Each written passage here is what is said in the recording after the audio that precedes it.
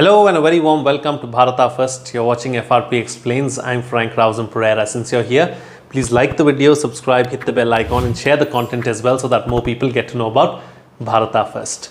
Well, a short video now to talk about an incident that took place in an outlet of Domino's in Bengaluru. A Twitter user put out some photographs and a short little video as well at the appalling conditions inside one of the Domino's outlets that he claims is in Bengaluru. Now, the photographs and video are proof enough to show us exactly how bad the situation is. Take a look at these photographs and this video for yourself first.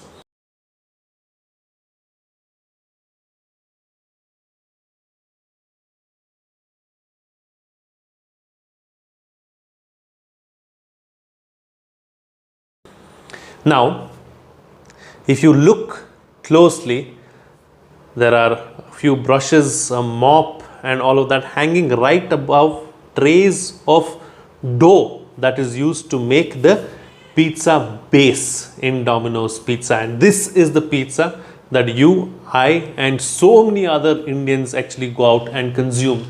It is difficult to really understand and comprehend as to how a food chain of such repute, such a massive food chain, allows this to happen right inside their kitchens and under their noses. I mean, I know of a fact that another food chain, if I make a comparison, McDonald's, and someone working within the organization has clarified on many occasions that they have their own checks and measures, their own safety and health regimens that they follow. For instance, they have cameras inside the kitchen itself so that they know exactly what the staff is doing.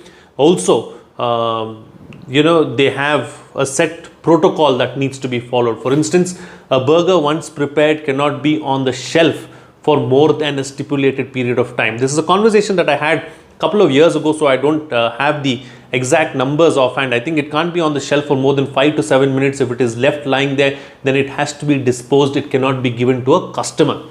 That is the kind of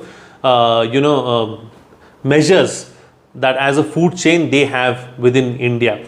I'm sure that they have stricter measures to be followed elsewhere. For instance, I remember in the Kingdom of Saudi Arabia banning a brand like Coca-Cola entirely because of some safety and standards not being met. That is the kind of message that we need to send out to some of these food chains. We have the Food Safety and Standards Act, an Act of Parliament 2006 dealing completely with food safety and security, yet we have incidents like this taking place. Two things here. One, the FSI, or the Food Safety and Standards Authority of India. We have an entire body to look at matters like this. For instance, if you have to start a food business, you have to get a certification from FSI, only then can you start the business. But what happens after that? That is really the question. I'll give you two more examples of incidents like this that have taken place. Now, what needs to be done? First one is to ensure that the restaurants and food chains themselves have some kind of a mechanism to see what is happening within their kitchens, like the example of McDonald's that I've just given you.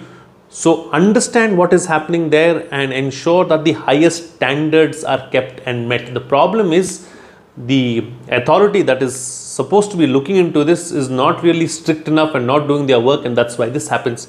Second option that needs to be enforced, FSI needs to make sure that whatever is in the act is actually implemented on the ground. These checks are carried out regularly. For that, we need the right kind of staff.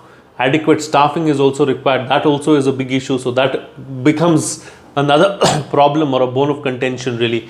So FSI needs to carry out its work and work to the letter and ensure that proper safety standards are really met.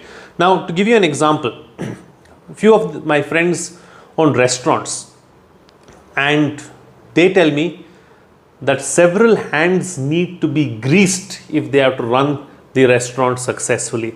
And small little things, each one of these local authorities and local administration go about doing that impacts the business. For instance, wherever the restaurant's entrance is or the way to go to the restaurant is, the local authorities, the municipal authorities come and ensure that they dig up something there and say that, there is a water fault line or there is a pipe that is leaking somewhere and it needs to be fixed, and that is left open for days and weeks together.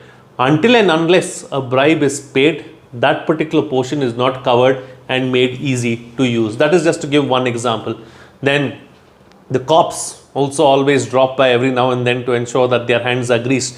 I'm sure, I don't have any proof, but I'm sure looking at how all these other, arms of the administration work, it's only a safe guess to make that the safety and health authorities also and get something in return. And that's why you see all these businesses functioning the way they do, paying no heed to our safety and our health needs. Look at the number of local roadside vendors that we have. Look at all these places that are there, and hygiene is the least of their concern.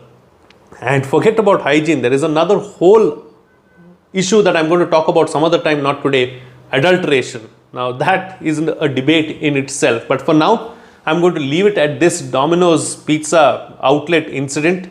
Shocking to say the least that a food chain of such repute goes ahead doing things like this: mops, brushes, dirty stuff, clothes that are lying around, bags that probably are being used on a daily basis, kept I don't know where and where not, hanging right above the dough that is used to prepare the pizza as such. Very sad to see something like this.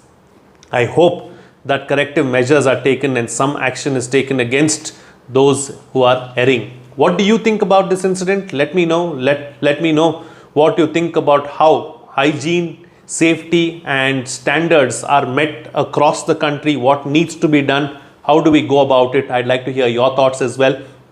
Leave your comments in the comment section below. That's it from me. See you again next time.